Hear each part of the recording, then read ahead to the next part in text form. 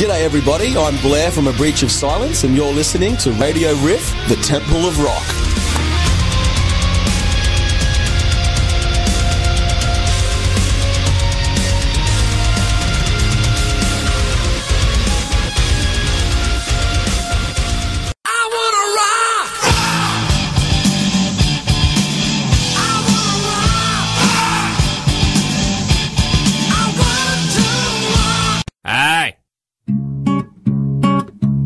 Want to metal? I could metal. Do you want to metal? I'll metal if you metal. So we're going to metal? Yes, metal. Then it is settled. We shall metal. The queen of all things metal. DJ Diva Satya.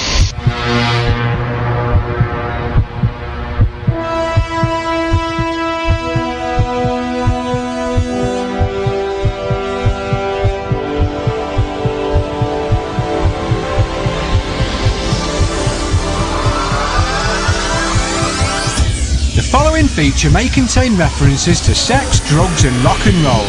Oh, and some bad language too. The Riff.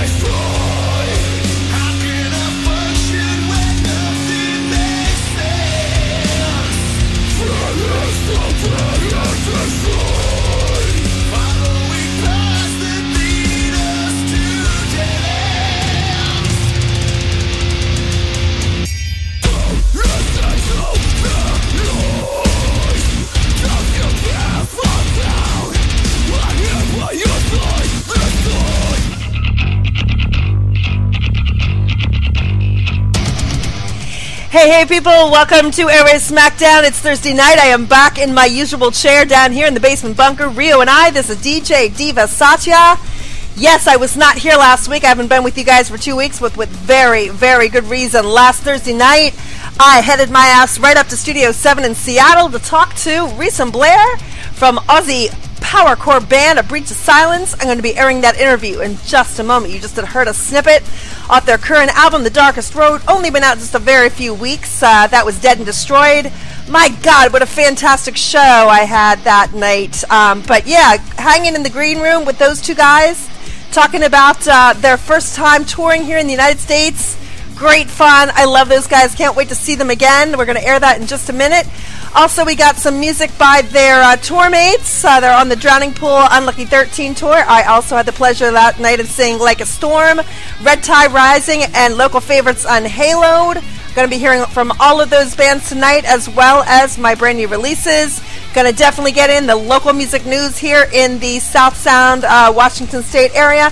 Big shout out to my sweetheart, the Lockstar, who totally made that interview possible, man. Thank you, sweetheart, for the equipment loan for the night, and I'm going to be using that for a long time to come. I had a blast talking to those two guys. So let's get right to it. We're going to hear a lot of tracks from their latest release. As I said, it's called The Darkest Road. If you haven't heard it yet, you're going to hear a lot of it tonight, and you want to get it, because I tell you what, last Thursday night, Breach of Silence made a lot of fans here in South Sound at Studio 7. Honestly, all those bands, and I'm including the headliner, it was the best damn set I saw the whole night. Let's get to it right now. Music, right here on Radio Ref.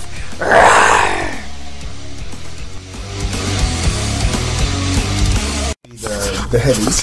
The heavies. For sure. What's your kind of heavies? Other than what, I mean, I know a lot of bands that play this kind of stuff don't listen to that on their off time. What do you listen to? What would you like? No, you do? Yeah, I'm very eclectic. I've got lots of different styles that I like, but heavy music is my passion, so I listen to that, a lot of the time. In the metal genre, we're all very diversified, aren't we? I listen to mostly power metal and all the real cheesy kind of stuff like that, And What kind of cheesy stuff? Old school Iron Maiden and German power metal like Ed Guy and Blind Guardian and crazy choruses and harmonies and that sort of thing. It's where I draw a lot of my influence from. So Iron Maiden's not cheesy. That's my boyfriend's favorite band. Oh yeah, well yeah, exactly. There's love those guys. They're fantastic. Play them almost every show. Love them. Yeah, I actually found out about you guys when I talked to Artless Enemy. Yep. Your label mates. Yep.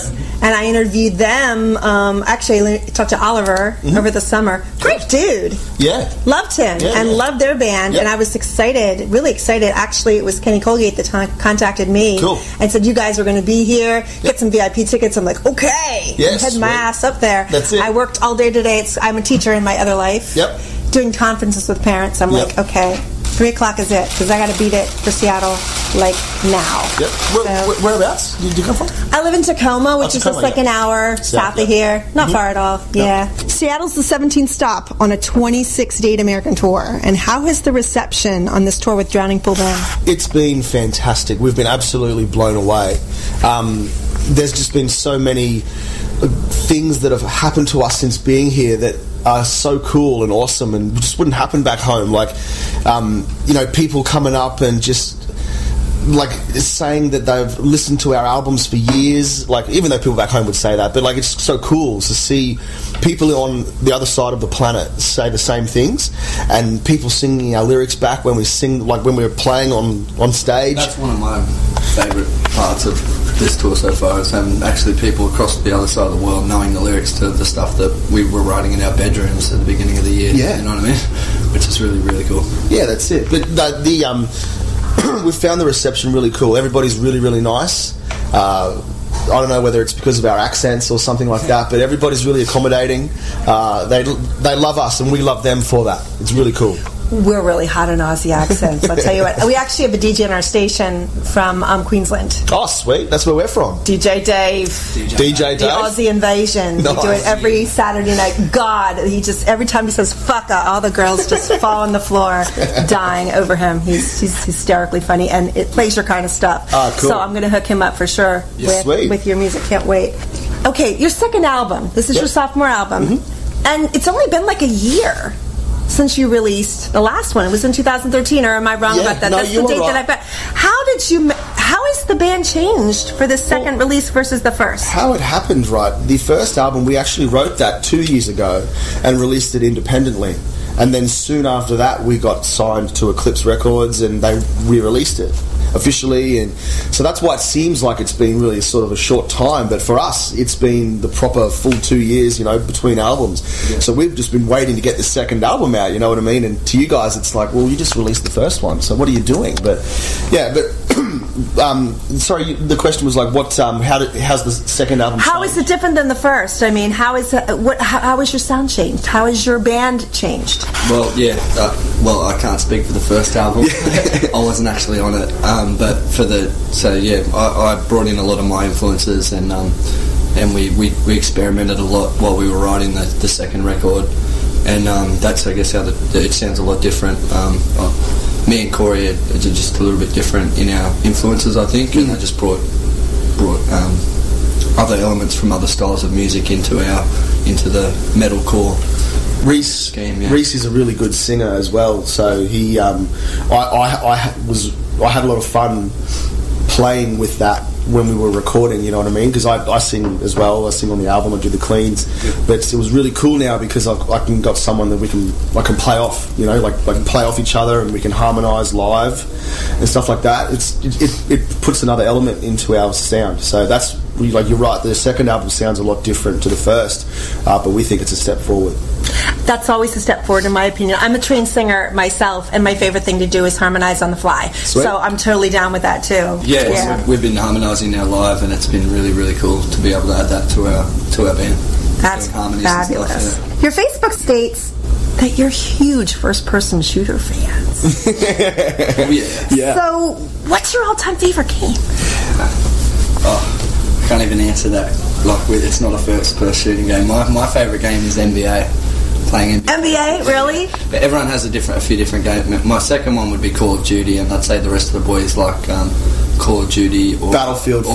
Battlefield 4. Now, see, this is the question I was told, because Al says, okay, so they're either in the Battlefield camp or in the Call of Duty camp. Well, how does that go? We were all in the Call of Duty camp, and then a few of us left and went to the Battlefield camp. I'm still in the Call of Duty camp. But yeah, the boys love Battlefield.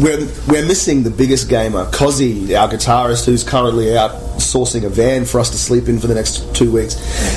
He is the passionate gamer, and he was the inspiration, the thought. He came up with the idea for the Knight Rider video clip. Right, I read a little about that. It says it's really controversial. What's controversial about it? I don't know. It's got lots of blood in it, I suppose. No, I've got no idea. The only thing that I could think that is controversial about it is, okay, you got to let me paint a picture here for a second. We're from Australia. We've never stepped foot into America before this tour playing, so we didn't really know too much about culture over here or anything like that. When we released the film clip, a lot of American fans or critics were saying at the start that the Knight Rider was painted in blackface. And what are they doing? It's bad taste and all this. And then when you actually watch the film clip and get into it, you realise that he's painted green. He's a demon. Yeah. It's completely different. And so, that's the only thing I can think that is controversial about it as such. So it was really a misinterpretation more than anything of your intent. We were sitting there down in our little, neck of the woods laughing about it, going, why are these people getting so upset? Yeah. But it blew over pretty quick, didn't it? It did, yeah. And I've watched the video for A Darkest Road a lot. Oh, The Darkest Road, yeah. Of times. I love it. Now, that's only been out a very short time. 2 weeks, 3 weeks? Yeah, about 3 weeks. Right. Yeah. And I love it. In fact, I was reading, what was I reading on? Was it one of the websites that I check in with? They said that was just voted their heavy video of the week. Oh. Oh, I heard about that as well. Yeah. So Metal Descent has this great write-up about you guys. They gave you, a fabulous review on the album. One of our favorite underground acts of 2014. They offer much more than your prototypical metalcore act.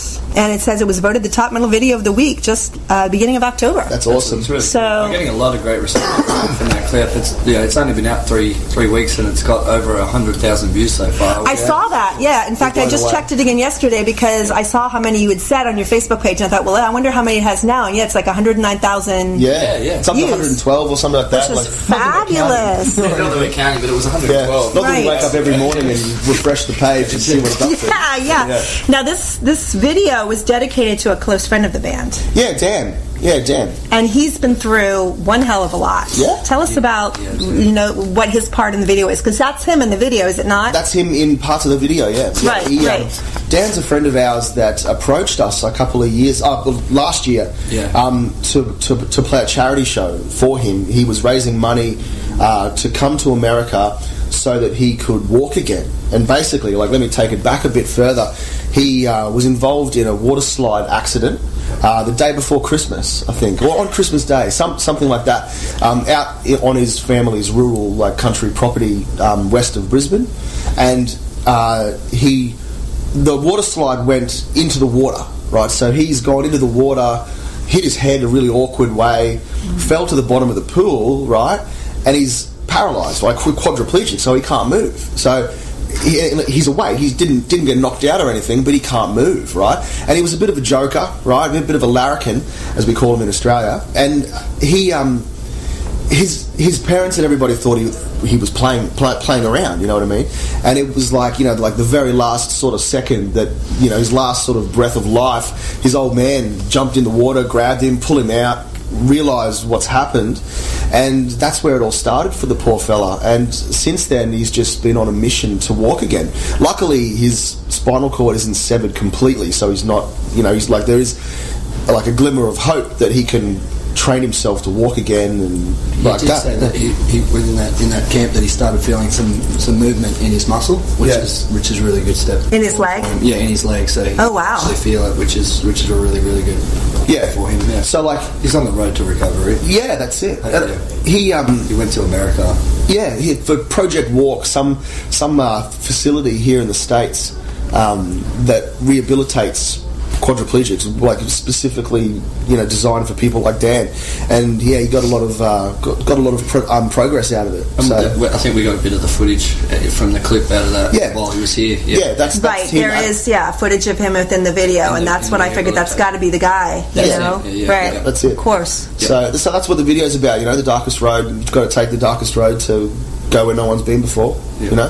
If you just continue to walking the lit path, you're not going to get anywhere new. Not going to reap any benefits. Yeah. Not enough to know I'm breathing. I've gotta feel like it all has meaning. I couldn't come with the easy path, so I'll take the darkest road and hope I learn.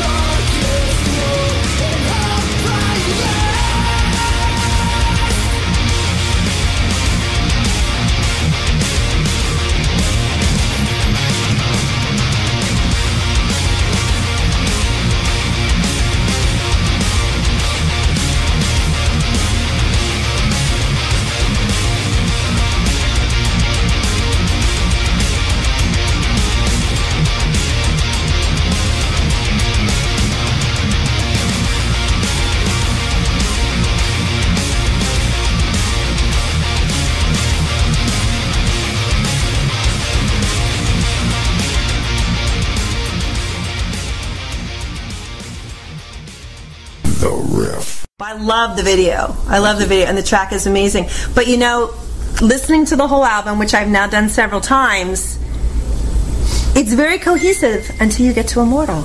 Yep. Oh yeah. And that's a really important track on the album, and it's gotten a lot of critical notice in the things that I have read, that it may just propel you to the next step of being noticed. Yeah. So how did Immortal come about? How did that come about to even be on this album? Well, Immortal actually wasn't my idea. Okay. I'm the one singing on it, but it wasn't actually my idea. Like I wrote all the lyrics to it, everything like that, but Cozzy came to me and said, look, I want to write an 80s style ballad.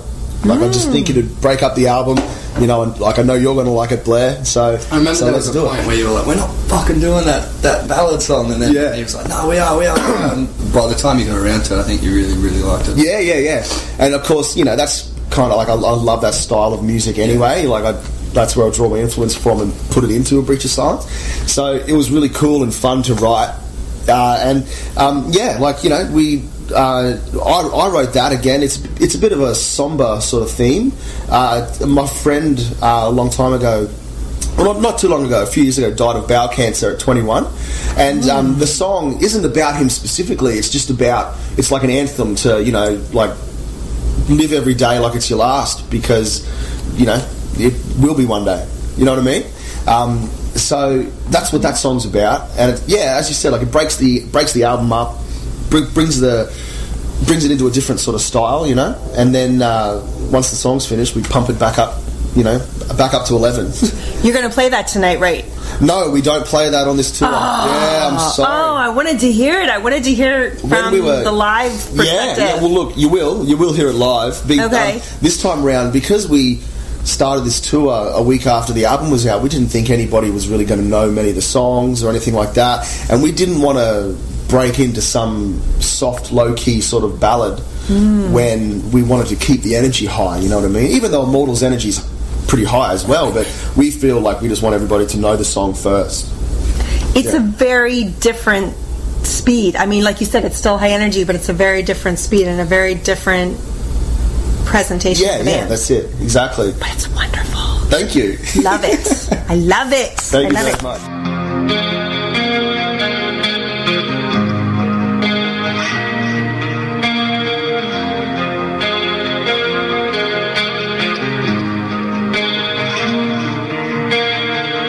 Life's path and told to all who walk the frayed and windy road.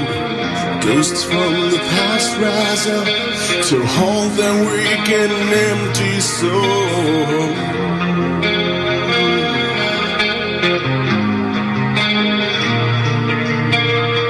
Stick in the sand to mark out our legacy, cut short by the unknown. Tides rise above you now, washed away, not yet.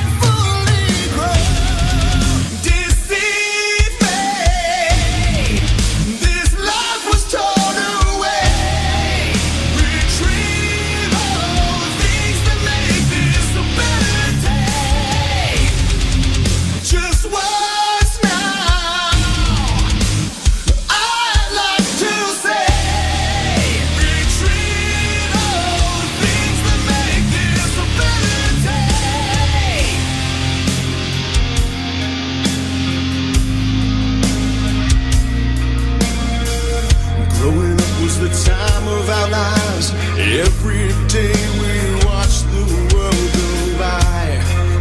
We were raised to be kings, never fearing the vicious lullaby. Blinded by fate and virtue, watching life get torn from our arms. I'm standing, waiting now, life's warrior.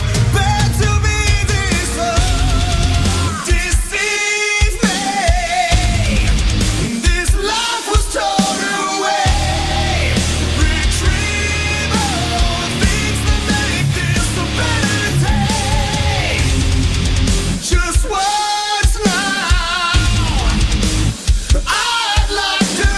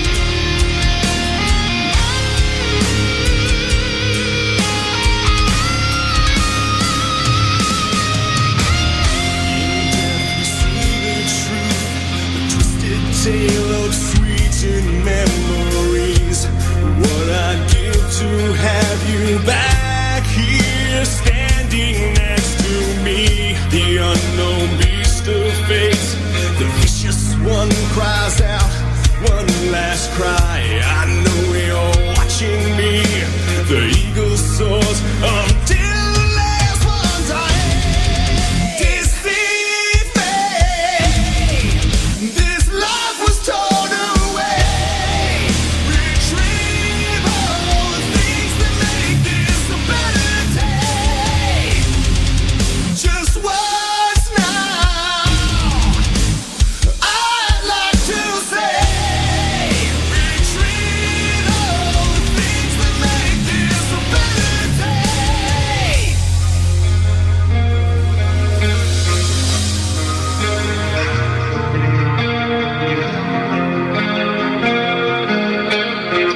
Those of you who have been listening for a little bit, this is DJ Satya on Radio Riff on Airwaves SmackDown. I am talking with Blair and Rhys. Yeah, that's it, Rhys. Of A Breach of Silence. And we got a lot more to talk about. We got lots to listen to today. One of the other things that I wanted to ask you about was... Oh, right. The first track on the album says that it pays tribute to Bon Scott from AC/DC. Right. Exactly. Were you guys even alive during Bon Scott's lifetime at all? I think I might have been for a couple of years. I wrote that lyric. Did ya? I'm a massive Bon. Are you? Tell me about that. I'm very curious. I've just grown up my whole life loving AC/DC, and I thought the era with Bon Scott was amazing. I love every clip that I see or song that I hear with Bon Scott. I've just been a massive fan. And what's your favorite song of his that he was in? Whole Lot of Rosie.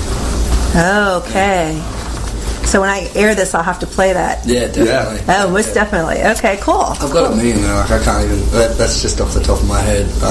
So from the time you were a wee thing, you were listening to them? Like around my house? Yeah. Around my house, there was no rock and roll when I was a kid. So I would phrase that. It's a long way to the top.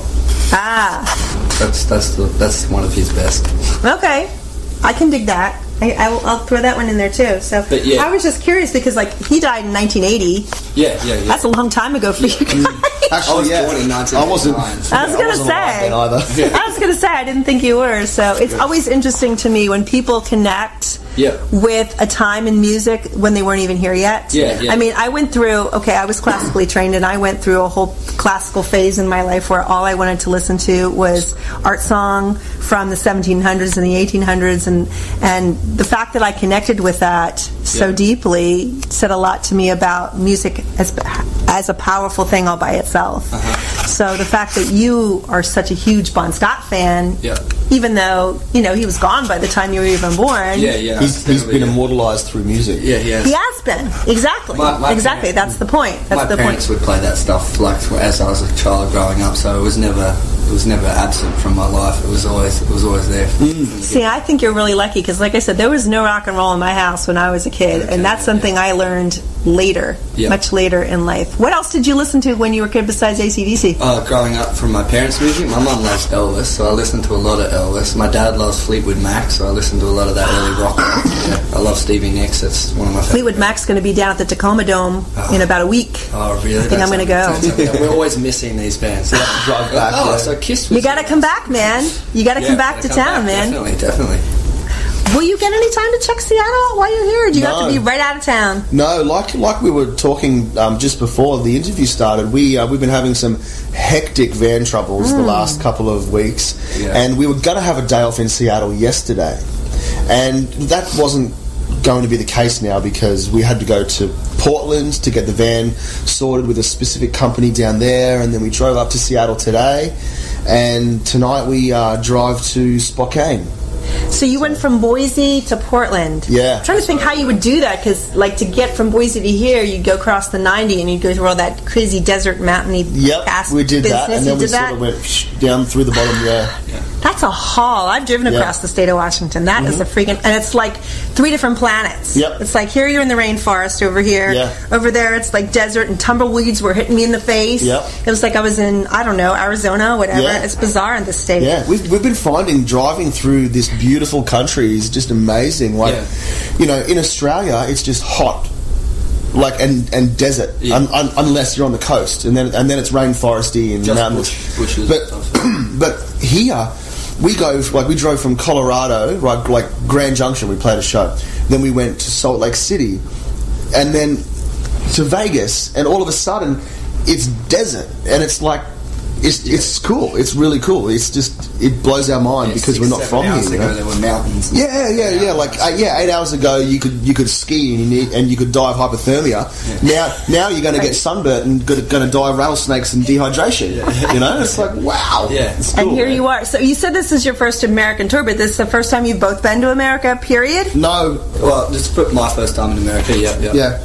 I've been here before. I've spent a little bit of time in Canada, and when I was up there, I've come down to America. I think I went to Disneyland once and went back up, and then we went to Vegas another time and went back up. But that's it. This has been the longest time I've spent in America before. Yeah. Okay, cool. Yeah, we get to see a lot of America in these 6 weeks. You do. So after you leave here, you head to Spokane, back in the other part of Washington, let's just say. And then from Spokane, where do you go? We go to what is that place? Let me get the schedule out. Oh, it's right It's here. actually there. You can read it better than I can. There it is. I printed it. You did too. So MT. That's right. Montana. Yeah, we go to Missoula. Montana. Missoula, Montana. Okay. Which isn't that far from Spokane. Right. The name just escaped me. I do remember seeing it. Right. And then we go to Billings in Montana, right? Montana, yeah. And then we go to North Dakota up to Minot. Oh, that's my brother was stationed there for a couple of years when he was in the Air Force. Sweet. There's a big Air Force base there. Yeah, I heard. Not much else. I heard it's freezing cold. Oh my God! Well, Al, my boyfriend who owns Radio Riff, is in Minnesota, where it is now in the low 20s and below at night. Yes, so be prepared. It's going to be cold. Wow. Fun. Sounds like fun. Yeah. Isn't the low 20s? That's Fahrenheit too, isn't it? Fahrenheit, yes. And so 32 is freezing. Here, 32 is freezing. Yes. Yeah. It's like 120 degrees back home. Back home right now, Fahrenheit. Where we're from in Australia. That's worse than Vegas. Yeah. It's worse. Oh my gosh. But it's great. It's awesome. I love it. Great. I love it too. Yeah. There must not be much humidity then, or you would just melt, I would think. There's lots of humidity. How do you do it? Yeah, you got hair and like a beard and shit. I'd be like, get it all off of me, man. I'd be naked like all the time in 120 degrees. During the day, we're all like, man, it's so friggin' hot. And then I see a Facebook message from Blair going, I don't know what you guys are all whinging about. I love this weather. Yeah, it's awesome. Yeah, loves it. Well, I guess if that's all you've ever known, that's what you're used to. That's cool. But wow, that's incredible. So you go up through, way up almost into Canada. You're going through Montana and into South Dakota, North Dakota, Minot. And then we go to Spring Lake, Minnesota. Right. Yep. And then we go to Ringgold, Wisconsin. Right. And then Scotties. And then Joliet, Illinois. And I looked that up on the map. I'm like, where the hell is Joliet, Illinois? It's basically Chicago. Yeah, it's really near Chicago. It's a suburb of Chicago, right. And then we finish. Then from there we go. A show got added in Columbia, Missouri. Yeah. And then after that we go to Joplin, Missouri. And that's the end of the tour. And I want all you people to hear this, because if they're stopping in any of your towns, you need to go and see A Breach of Silence. So after the tour, you go straight back home? Unfortunately, yes. I would have loved to have stayed here, and it pains me to just leave like that. But we've been here for 7 weeks. We've got jobs back home and stuff like that. So we're like, we need to. Yeah, we've all got that other job that we have to deal with. So then, once you get back, what's the plan for the band for the coming months? Yeah, well, we dropped we dropped the album just before we left. So we're going to be doing a national tour throughout Australia, and then getting back over here as soon as we can. Yeah, that's the plan. Good, because you got to come back to Pike's Market and have the fresh salmon. Yeah. And you got to see the Space Needle, and you got to go to the EMP, which is amazing. It's all our Seattle stuff, the Experience Music Project. Oh, sweet. You would love that. You know, they got Hendrix stuff there. They got Nirvana stuff there. The Boeing Museum. The Boeing Museum is amazing. Yeah. Oh, yeah. There's so much to do here. There's just tons of stuff to do, besides all the good local produce, the local microbrews. Yeah. Oh, yeah. We can I think take we a should charity just here. spend like a week in each city. Play one show and then just stay there for a week. Yeah, you can come down and crash at my house and I'll show you around. I live right near Tacoma. Man, there's tons of stuff. There's great bars. The local band scene here is fabulous. Cool. Perfect. I kid you not. So man, we got the best. I would never want to live anywhere else as far as that goes because I'm a big supporter of the local bands. Sorted. So yeah. The local bands like Nirvana and. Well, they're not. I'm talking about the local ones. The ones in the Tacoma. Well, there are some from Seattle that I come up here and see and stuff. In fact, the opening act tonight is a band I'm really fond of, Unhaloed. Cool. You will like them. Excellent. They're awesome. Yeah, we can't wait. Yeah. It's gonna be sick. So Unhaloed, Red Tide Rising. Red Tide Rising. Us, A Breach of Silence. And Like a Storm. Like a Storm. And then Drowning Pool. Incredible show. That's a good lineup. God, I feel so freaking lucky to be here tonight. You guys that aren't here, fuck you. I'm going to have a fabulous night. Sorry you're missing it. But this is DJ Satya. I want to say thanks to Rhys.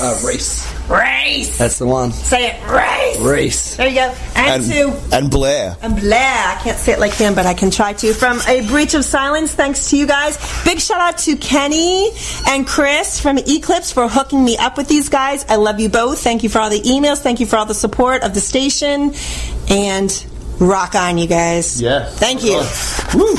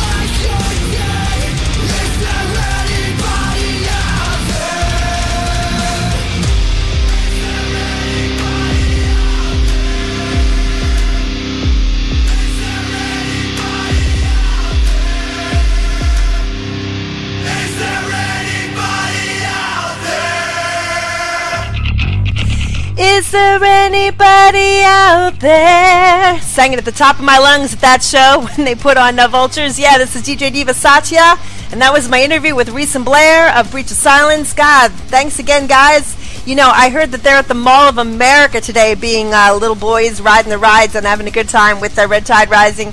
Hope you guys are having a wonderful day off. They've got a couple more dates left on their Darkest Road tour. They're going to be at Route 20 in Racine, Wisconsin tomorrow. Following day, that's at Q&Z's Expo Center in Ringgold, Wisconsin? Yeah, looks like it. The 23rd, they'll be at Mojo's in Joliet, Illinois, and they're going to wrap up the tour. It looks like Rock 3405 in Joplin, Missouri. Pretty small type here. I'm trying to read it. And then they head home. God damn it, guys. I wish you guys were sticking around longer. A lot of fun. Again, that night, even with the big headliner Drowning Pool, I swear, you know, don't call me a liar, but I swear, best damn set of the night. You know, Blair is like, he's got this, well, I've heard it compared to King Diamond with those high notes he hits, but it makes me feel more like a little Dio is coming through, and those woo that he does. It's beautiful, man. You got to hear it. Great bass player, great stage presence, and Rhys is like bouncing around on the damn stage like, you know, like a dingo on steroids, man. Great energy, fun band to watch. Breach of Silence shook out their CD, The Darkest Road. The Riff.